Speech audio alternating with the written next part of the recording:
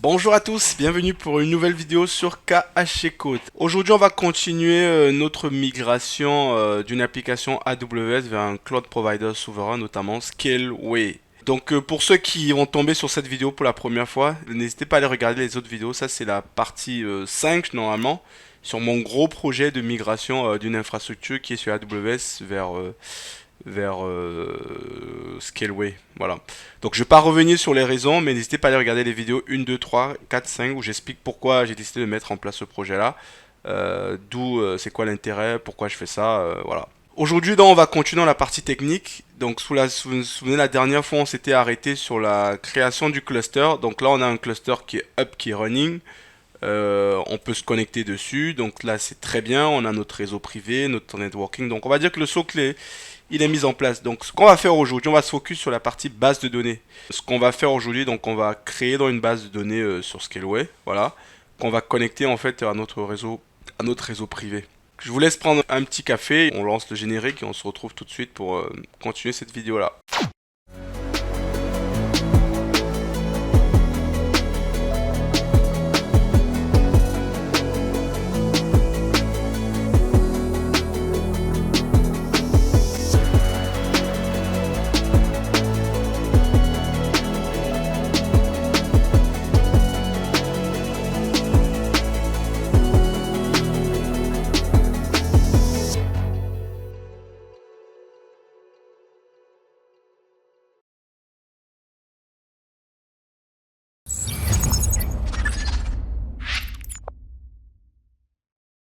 Donc voici le petit schéma que j'avais fait pour avoir toutes les étapes pour savoir où on en est précisément. Donc on va dire que les étapes 1, 2, 3 c'est bon. Donc le VPC, le subnet, le cluster cube, ça c'est bon.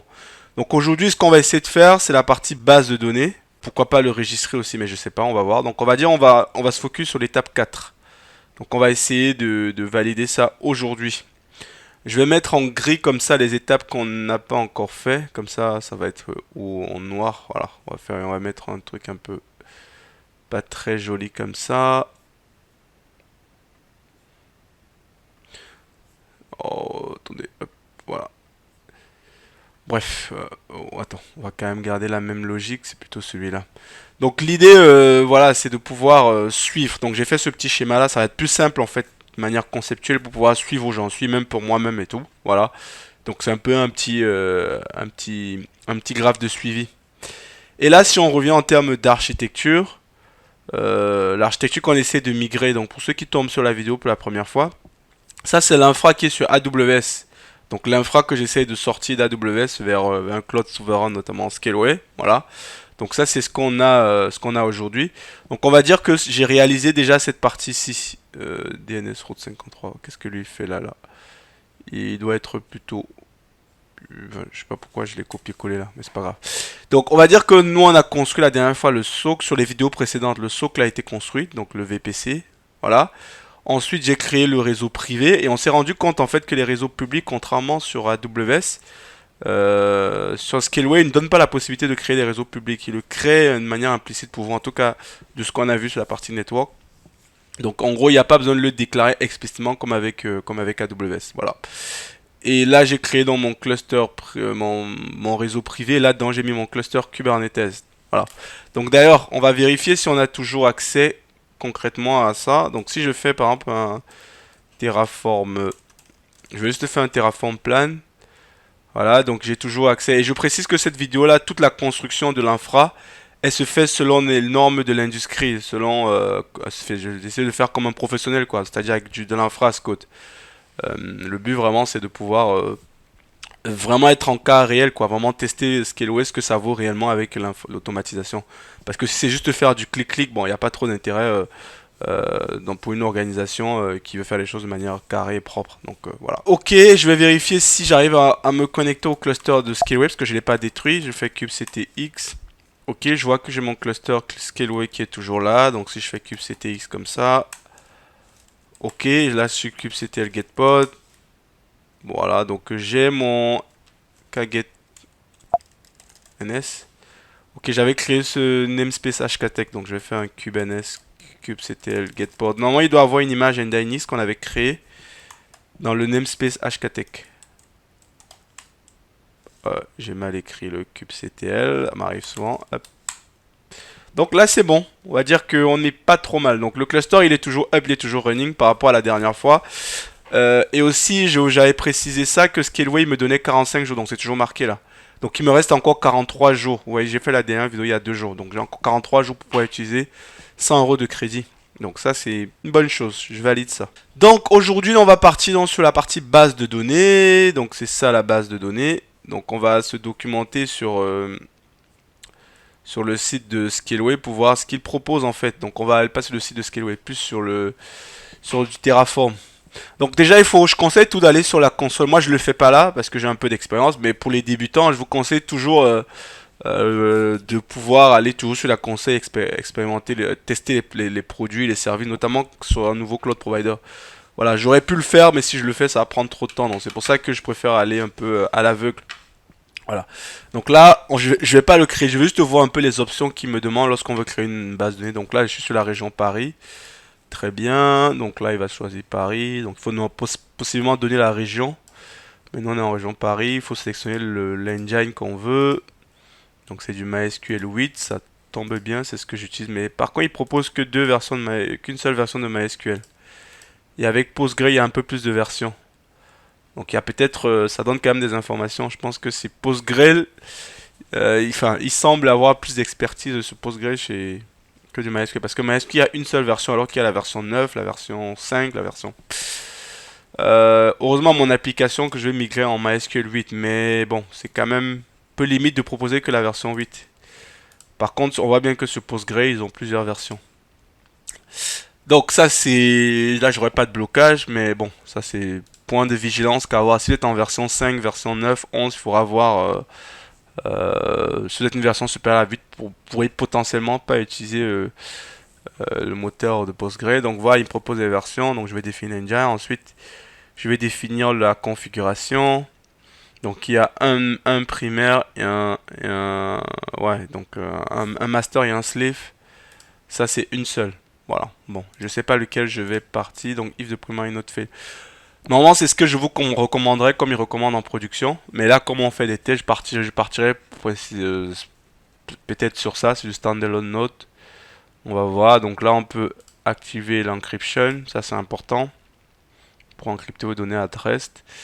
Et là je suppose que ça c'est le type de node. Voilà, le type d'instant. Ok, donc là il y a des différents codes. Donc là j'ai du 2 Go, 1 vCPU, 2 vCPU. Pour notre besoin, je pense que ça devra aller, mais je pourrais. Bon, ça devra aller 2 Go de données parce que la base de données elle n'est pas non plus énorme. Enfin, en termes de mémoire, ça devrait suffire. Maintenant, en termes de stockage, on peut définir. On peut aller jusqu'à combien? Ok, donc il faut minimum le 5. C'est vraiment bien fait leur truc. En minimum 5, ok. Là, ils ont des snapshots automatisés ou du manuel. Ok, c'est pas mal. Hein. Et là, il y a forcément le username et le password. Et là, c'est ok. Il n'y a pas spécifiquement de grosses difficultés pour ceux qui ont utilisé venant d'AWS. Bon, c'est un peu des trucs classiques. Il y a moins d'options, c'est plutôt simple. Par contre, il ne me donne pas la partie de networking. Il ne me dit jamais comment je le connecte à mon instance. Parce que là, après, je vois le create DB. Donc, à quel moment je le monte sur mon réseau? Donc, bon, je suppose qu'on doit le faire après. Parce que forcément, il faut une patte réseau. Je trouve que c'est dommage. Donc, ça doit être géré différemment. Mais je trouve que ça aurait été bien de pouvoir définir ça là. Mais bon, on va voir. On va voir avec le Terraform comment on fait. Donc, potentiellement, il faut créer la base de données. Et une fois que c'est créé, tu dois avoir une option pour pouvoir le dire que, enfin, le rattacher à un subnet. Attends, si je viens par exemple ici sur le VPC, je clique là, Private Network. Pourquoi il me... Pourquoi j'ai deux... Bon, déjà je scaleway pool... Oh, que ça c'est pour mon instance, mais pourquoi il y a deux... Attendez un peu. Pourquoi il me met deux subnets? Donc en gros il y a des ressources quand même qui créent en behind the scene. VPC, mais c'est pas très grave ça, attendez, je vais revenir ici. Je Je vais chercher private. Donc il y a bien un seul private network. Pardon, c'est moi. Il y a bien le private. Et là, j'ai différentes ressources. Donc j'ai l'instance et j'ai le cluster cube. Et là, si je fais attach ressources. Donc je pense que ça doit être ici en fait. Et là, il doit avoir un truc. Ouais, donc c'est bien comme ça. Donc en gros, c'est bien ce que je pensais. Donc quand je vais créer ma base de données, en fait, il va falloir que je l'attache après avec de l'infrascode à mon network. Donc voilà, c'est plutôt pas mal. Mais ça aurait été bien aussi qu'il le propose, parce qu'il le propose ici. Mais si vous avez regardé cette vidéo là, les éditeurs, enfin les techos de Scaleway, je vous conseillerais ce serait pas mal qu'on puisse aussi faire l'association ici. Après, je sais pas ce que ça coûte en termes de dev, mais ça serait bien de rajouter une étape ici là, peut-être une étape network. Et dans cette étape network là, il peut sélectionner le subnet existant plutôt que de repartir là-bas. Bon, c'est un petit avis. Donc, ok, donc j'ai vu à peu près les options qu'il nous faut. Donc, c'est plutôt classique. On choisit la base de données, on dit si on veut la haute disponibilité. Ensuite, on choisit l'inscription, ça il faudra cocher. Ensuite, le type de machine, tout, voilà. Donc, on n'est pas trop mal. C'est plutôt clair ce qu'il y a lieu de faire. Donc, moi, je vais venir donc sur du Terraform là. Donc, ça s'appelle visiblement Scaleway RDB Instance. Donc voilà comment on crée ça. Donc là on voit qu'il y a le private network qui est créé en amont et ensuite quand tu le crées, tu fais le rattachement. Donc là il y a différents exemples. C'est ce qui est bien avec Terraform. Donc ils ont vraiment fait l'effort d'aller mettre aussi à jour la doc Terraform. Donc ça c'est très bien. Euh, Ça c'est le basique exemple. Moi je vais prendre un truc un peu plus. Je vais lire un peu. Hein. Donc là il te dit achat cluster true disable backup. Le username, le password. Donc pour monter je le mettrai en clair mais après je pourrais changer. On va voir. Ok. Story with latency. Donc là, il a mis du 10 Go. Volume size. Donc au niveau des volumes, c'est volume type SB. Ok, je sais pas trop à quoi ça correspond, mais je me renseignerai. Ok. Donc là, maintenant, si tu veux mettre du backup, ok. Ouais, c'est plutôt pas mal. Hein. Et là, exemple engine upgrade. Et ça, c'est pour le mettre sur network. Donc, IPnet. Donc là, on pourra mettre du IPAM. Donc là, IPAM, private and public endpoint, j'aurais pas besoin de public endpoint. Ouais, c'est pas mal en fait. Donc la doc, ça devra aller. Je vois pas comme ça. Je vois pas spécifiquement la complexité qu'il pourrait y avoir. Donc ce qu'on va faire, hop. Donc on va copier-coller le code le plus complet. Donc je vais prendre lequel. Password init setting lowercase stable, ça j'aurais pas besoin pour le moment. Setting max, on peut mettre le défi max de connexion, donc c'est pas mal. On va partir sur ça. Allez, je vais copier ça. Et là on va venir sur notre code. Le code je vais le mettre là. Donc là je vais créer un fichier qu'ils appellent database RDB. Ils appellent ça RDB. Je vais utiliser puisque c'est ce que j'ai vu. Hein, je crois que c'est RDB. Scaleway RDB pour database. Voilà. Donc database. Ok, donc moi ce que je vais faire, ça je vais déplacer après. Juste pour ne pas... Ici on va donner le dbname. On va l'appeler aussi avec le projet. db. Ça va correspondre normalement à local.projectName. Ça après je vais déplacer. Ça le local là je vais le déplacer après. C'est juste que là c'est pour que ce soit plus simple pour moi. DB Engine, on va faire comme ça. Donc nous, l'engine, ça va être du MySQL. On a vu comment est-ce qu'ils appelaient ça sur la console. L'engine, je suppose que ça doit être MySQL-8. On va mettre ça. Tac, tac, tac. Je pense que c'est comme ça qu'ils ont nommé ça. Je suis pas trompé. MySQL-8. Donc là, on va mettre l'engine plutôt. Pardon, je vais mettre ça plutôt ici. Ensuite, là, je vais mettre le DB et user. Pour le moment, je vais mettre ça en HKTech. Bon, ça, il faudra pas le DB password comme ça, en général, ce qu'on fait, je vais générer un random password. Comment on dit encore là? C'est ressources, random. Je crois que c'est comme ça. Attendez, je vais aller random. Je vais générer un password aléatoire comme ça soit pas en dur dans le code. Attendez, où es-tu? On va prendre ça. Random. Ressources. Random password, c'est ça que je vais utiliser. Allez, je vais copier ça. Je préfère souvent faire comme ça, .result. Donc c'est le random.result, donc je vais faire ça. Hop. Ça c'est pour le password que je vais, donc le db password je le mets pas là. Ça j'aurai besoin de ça un peu plus tard. Donc ici je peux du coup déjà mettre le random password, donc ça va être random.result. Voilà, ça va être ça le password. Comme ça c'est pas en clair dans votre dans le Terraform, même si quelqu'un qui a accès au remote state il pourra le voir, mais au moins on ne le voit pas directement dans le code. Donc ça c'est bon. Ici on va mettre ça en db user. db ils appellent ça comment? Donc là j'ai le db user, ça va être ici local.dbuser. Disable backup. Pour le moment à chaque cluster je vais dire false. Donc je pense que le HA cluster ça correspond à ce qu'on a vu ici. Voilà. Donc moi j'ai dit que je mets pas du haute, pour le moment je mets pas ça, je mets pas de la haute disponibilité, je vais laisser en standard loan. Mais vous je vous recommande si vous passez en production de mettre ça à true. Le volume type, donc ça je vais laisser, je pense qu'une taille de 5 Go ça me suffit pour mes tests. Donc ici je vais mettre ça aussi en paramètre db volume db size, allez on va faire comme ça, et là je vais mettre du 5.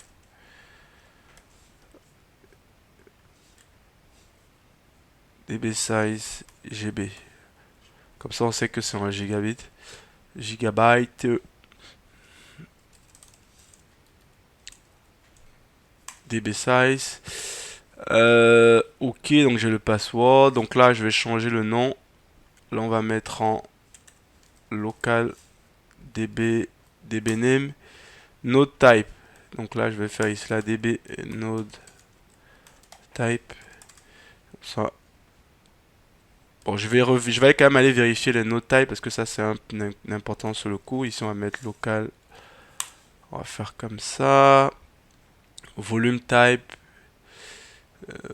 Ça, je peux laisser. Je peux aussi variabiliser. Bon, on va le faire. Volume, size, GB, DB.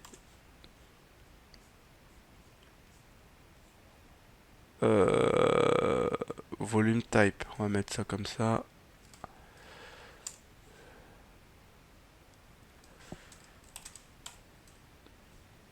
Ils avaient mis ça, je connais pas encore trop à quoi ça correspond ça, donc ça c'est des trucs que je pourrais creuser après dans la doc.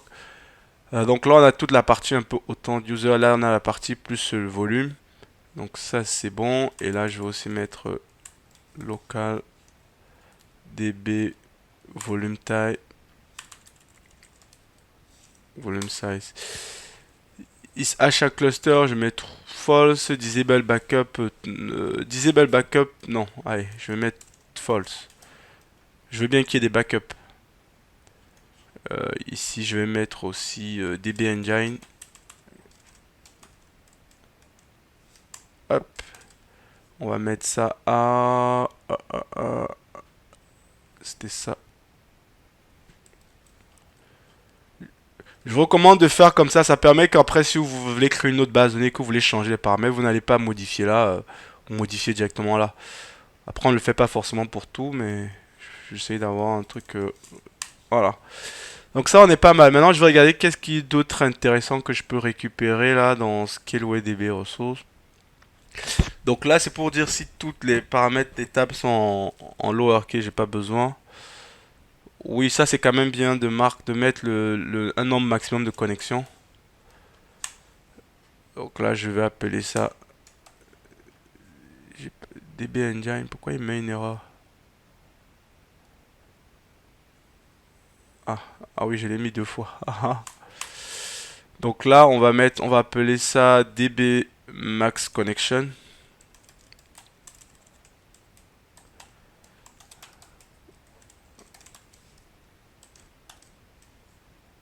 Ok, bon, moi j'ai pas besoin. Bon, on va quand même laisser. Je laisse la valeur par défaut. Parce que même si je n'en aurais pas autant, mais bon, je sais pas comment. Allez, 100. Je vais partir sur 100 connexion max. Local.db. Allez, donc ça, c'est pas mal. Donc ça m'intéresserait. Ça m'intéresse pas trop. Je peux laisser comme ça, si pas besoin. Donc maintenant, pour la partie backup, disable backup false. Donc il faudrait que je le mette ici. Je sais pas pourquoi ça, ils auraient pu regrouper tout ce qui est backup ensemble en fait. C'est-à-dire mettre ça dans un bloc.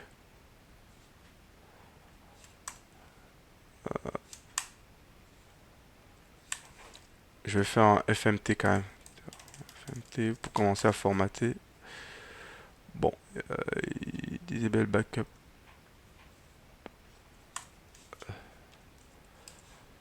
Ok, disais backup fall, donc backup fréquence tous les jours.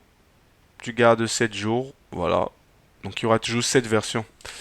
Je peux laisser comme ça, c'est pas grave. Ça, je ne mets pas en paramètre, c'est pas très grave. J'aurais pu mettre ça, mais ça, je variabilise pas. Y a pas. Ok.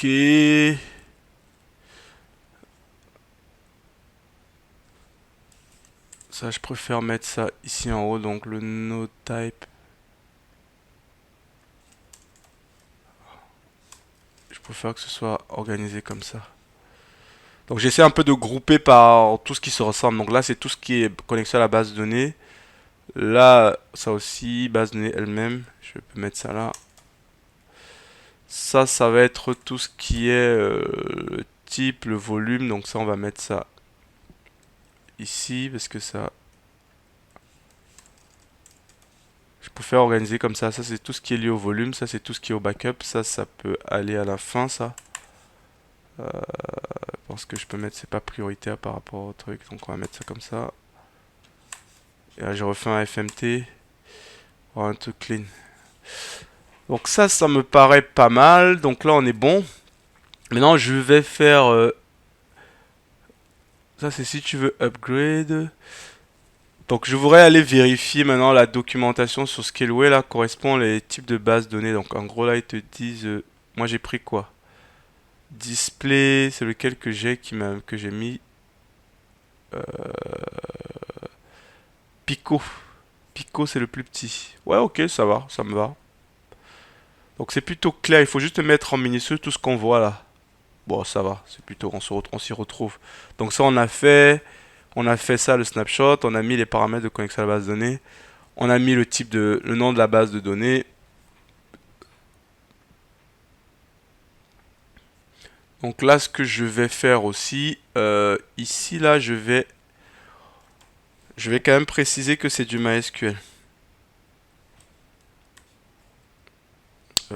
Tac, tac. Donc je vais prendre le nom de mon project name là. Ah non, non, pas ici, pardon, c'est pas ici. Là, ici on ne touche pas. Puisque j'ai ma variable locale, je vais mettre ici là que c'est du tic tic tic local project là, c'est ici.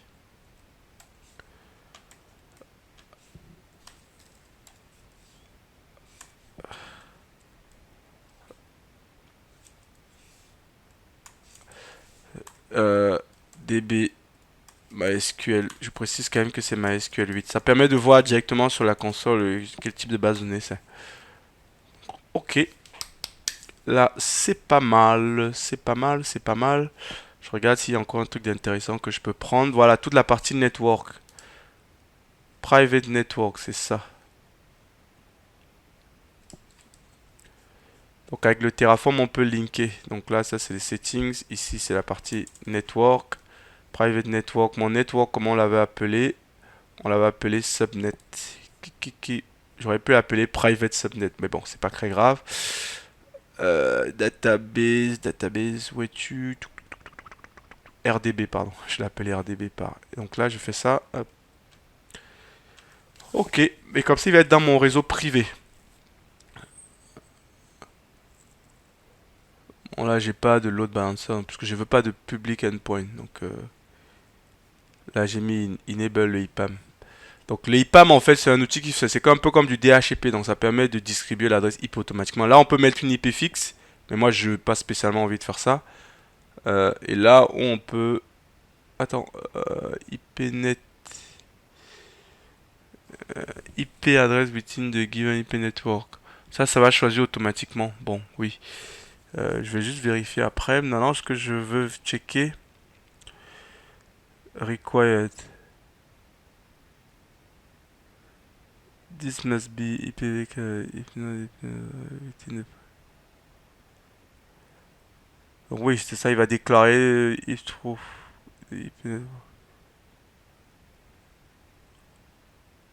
Ouais, c'est mieux d'activer l'IPAM. Donc on va laisser avec l'IPAM, comme ça on est sûr que ça va pas se chevaucher. Ok. Donc là, normalement, je dis à la base de données, tout doit être ok. Donc ça me permet de générer le password de la base de données. Et voilà. Ok. Donc là, je vais donc faire un Terraform plan. Donc là, il faut que j'upgrade parce que j'utilise le provider random. Donc je refais un init. Parce que j'ai rajouté un nouveau provider. La ressource random, là, elle est dans un provider spécifique. Provider par défaut, donc là. Et là, j'aurais fait un Terraform plan. Ok, donc là, il va me créer ma base de données. Il y a des autres paramètres qui rajoutent par défaut. Donc là, les logs policy. Ça m'intéresse quand même. Logs policy. On peut pas le définir parce que je vois qu'il va me mettre des paramètres log policy. Private IP. Bon, c'est pas très grave. Donc là, on va apply. Je peux pas définir ces paramètres là. C'est que j'aurais peut-être pu mettre une configuration sur les logs. Donc ça, c'est géré par défaut par Scaleway directement. Donc là, on va dire yes.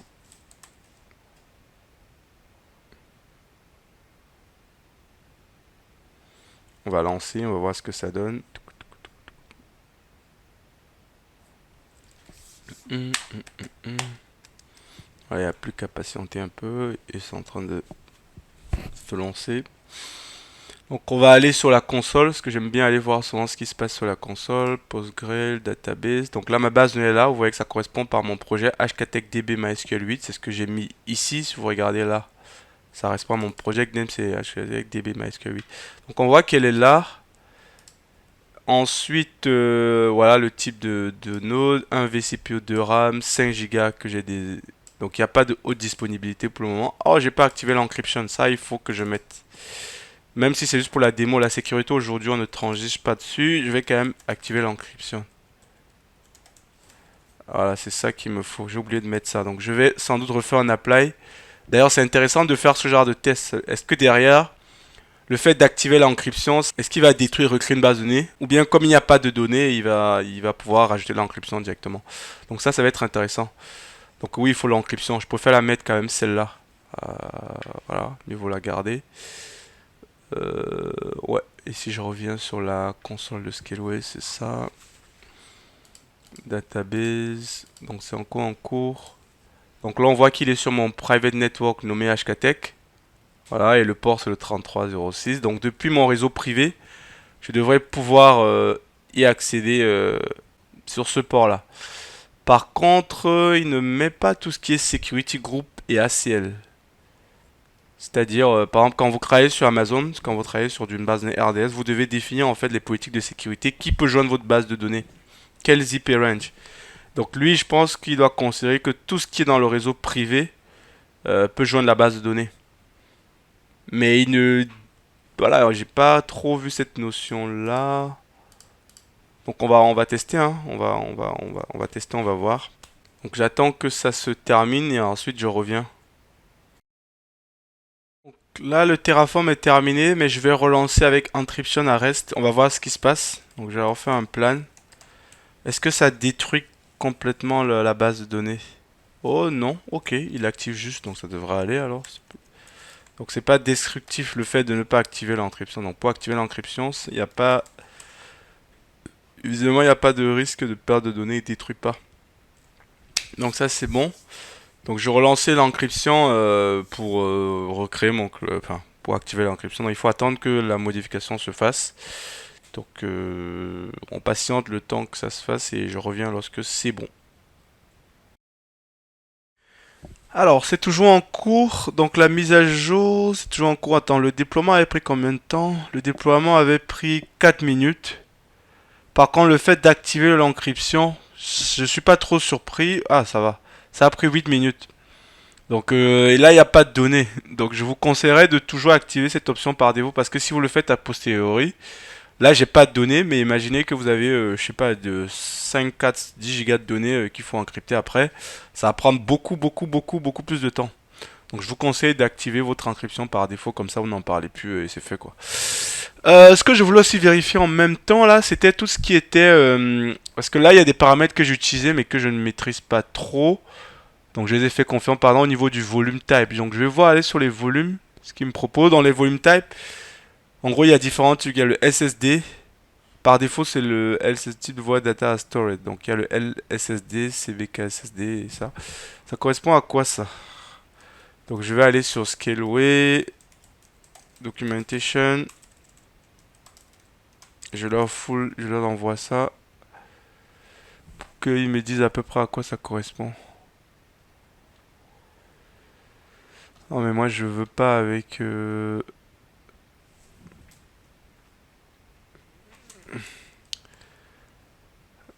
database volume.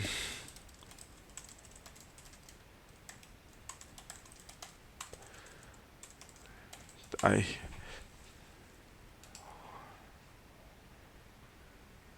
Donc là... Bon, ça, je chipote, hein. C'est quand même bien de comprendre ce que ça fait. Mais là, il me donne même pas l'info. Volume setting. Bon, c'est pas trop grave. Je pourrais creuser. Je pourrais après, plus tard, à la fin de la vidéo, plus tard dans une autre vidéo, vous expliquer tout ça en détail lorsque j'aurai creusé. Mais là, c'était pas le but. Le but, c'était de créer rapidement quelque chose. Donc, on va dire que ici, on est bon. Donc, si je reviens sur ma console là. Donc là, j'ai ce que je voulais. J'ai un private endpoint. Ok. Donc si je reviens à la PostgreSQL, on va voir. Donc là, ce qui est bien quand on se connecte, on voit bien notre base de données. Ils me disent que j'ai une base de données et que ça s'appelle HKTechDB.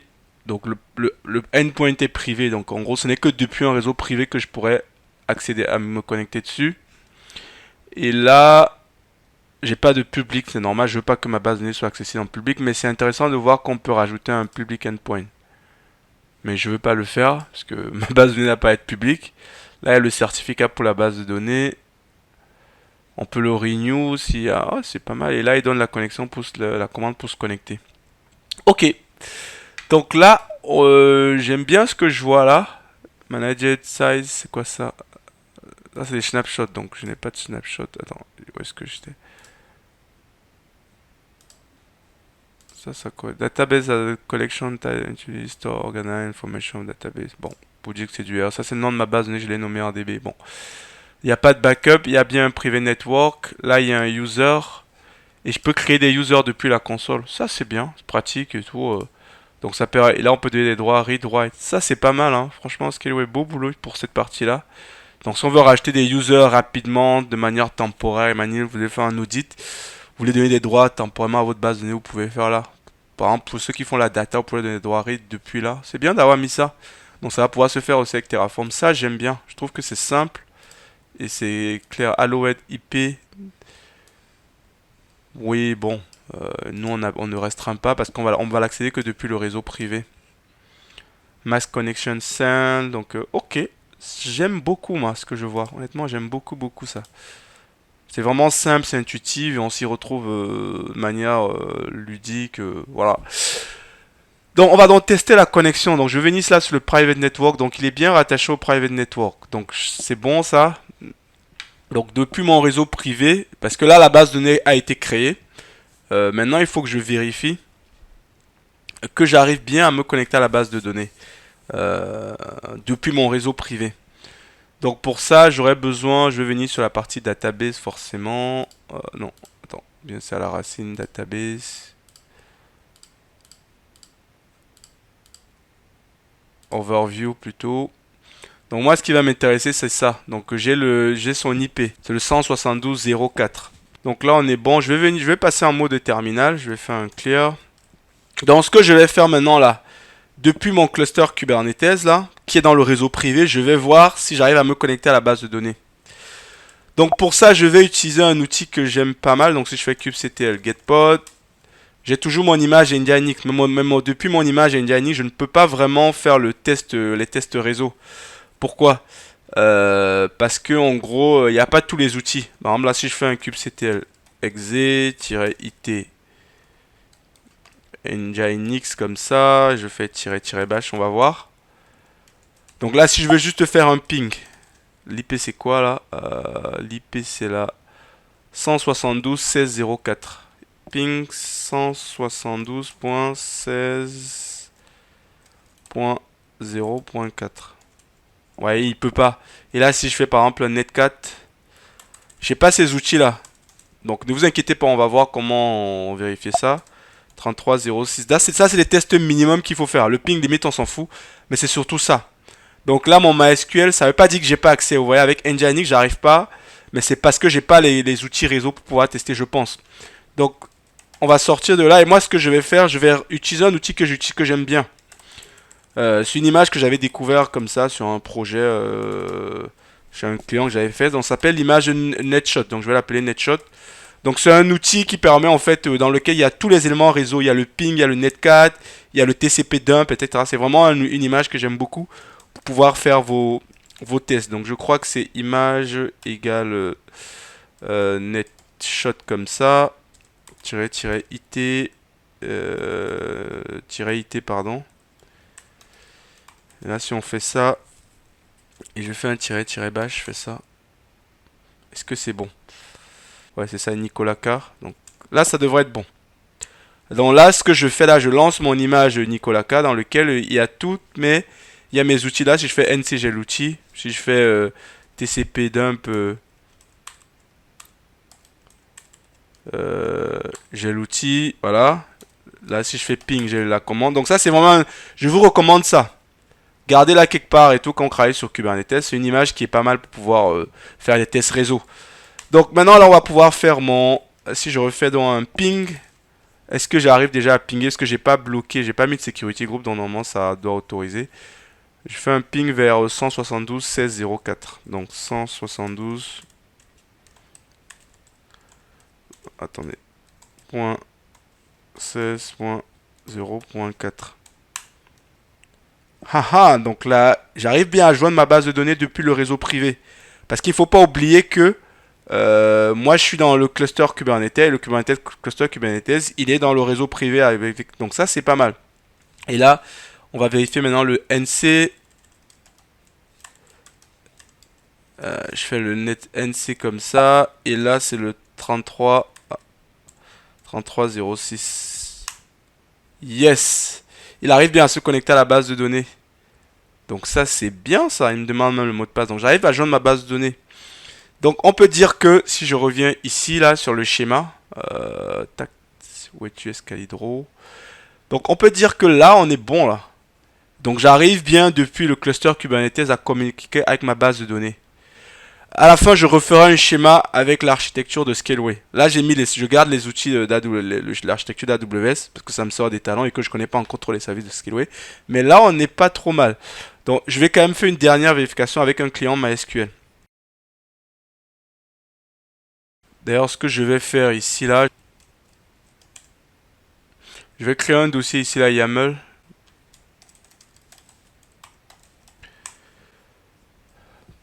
Voilà. Je vais coller, je vais créer l'image ici, là, pour NetShot. Et je vais créer aussi l'image pour le client MySQL. Client mysql.yaml. Donc je vais pas coder devant vous, le but c'est pas de vous faire un cours sur le YAML Kubernetes. Il y a une playlist Kubernetes où il y a tout ce qu'il faut. Donc moi ce que je vais faire, je vais couper mon écran et je vais écrire le code qui va bien pour le client MySQL et pour NetShot. Comme ça j'aurai ça déjà en YAML, comme ça si je veux relancer, je n'aurai pas fait un kubectl run, ça sera plus simple pour moi. Donc je reviens lorsque ça c'est fait.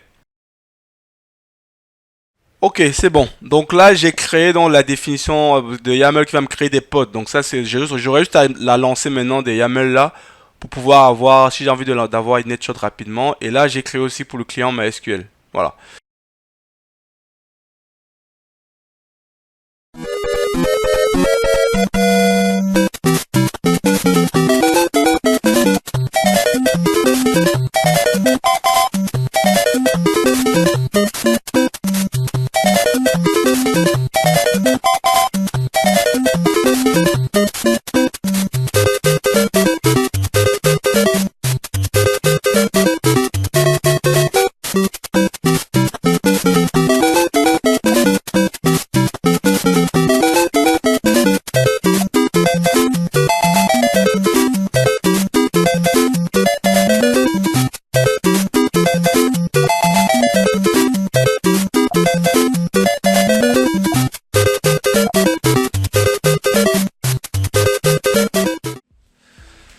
Donc voilà, c'est tout pour cette vidéo sur laquelle on s'est focus sur la partie base de données.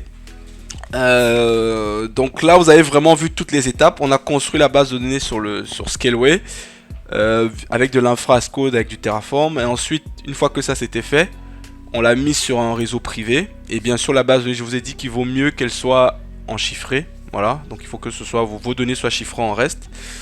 Donc on a activé l'encryption. Et une fois que ça c'était bon, ce qu'on a fait maintenant, c'est depuis le cluster Kubernetes, depuis le réseau privé, depuis le réseau sur lequel on veut joindre la base de données, on a installé différents outils pour pouvoir vérifier la connectivité. Dans un premier temps, on a vérifié la connectivité physique, connectivité réseau, pour voir si le paquet passait. Si on a vu que c'était bon, via notamment NetTools. Et ensuite, on a voulu maintenant tester la connectivité applicative, donc avec un client MySQL, pour voir si au niveau de l'application avec nos credentials, c'était bon. Et là, ça marche nickel. Donc à ce stade-ci, je suis vraiment très content d'où j'en suis et très content de voir la fluidité avec laquelle j'arrive à naviguer sur l'interface de Scaleway, à créer mes outils et tout, voilà. Donc j'ai pas de blocage tout de suite, j'ai pas eu de bug vraiment qui m'a encore pris vraiment la tête. Donc aujourd'hui c'est globalement assez simple. Par contre moi je suis biaisé parce que je vous dis, moi j'ai quand même une grosse expérience sur le build des infras, sur Terraform, sur tout ça. Donc j'ai quand même aussi tout mon background et tout derrière qui me permet d'aller beaucoup plus rapidement que peut-être un débutant.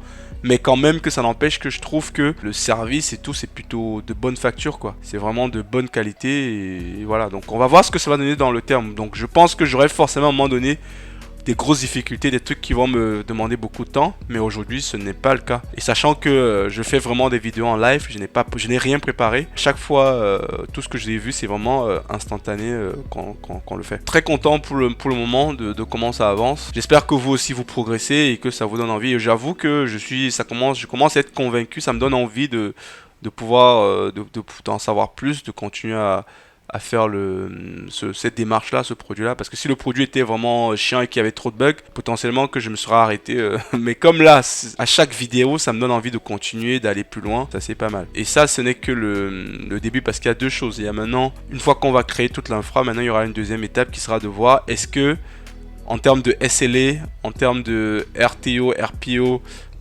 c'est-à-dire les temps de réponse, est-ce que le support est réactif, quand il y a un problème, est-ce que c'est stable.